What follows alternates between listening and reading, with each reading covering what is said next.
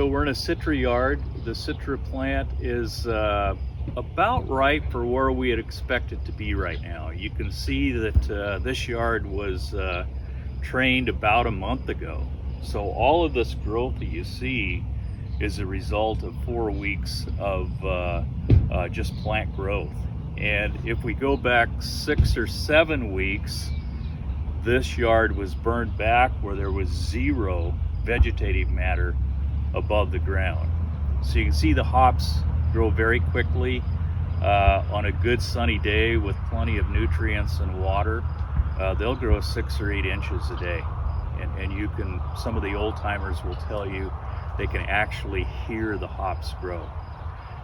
So what we want to do is we want these hops to be all the way to the top of the trellis, which is about 18 feet of growth by the time they go into full bloom, which is typically that anywhere from the 5th to the 15th of July.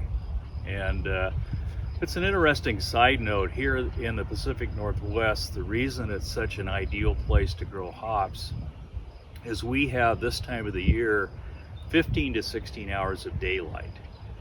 And we need to have those long days to signal to the plant that it's time to bloom.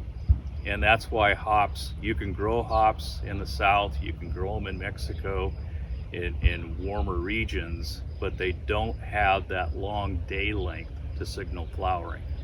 So you might get a few cones, but it's not enough for it to be commercially viable in those areas. So this yard is about where it needs to be.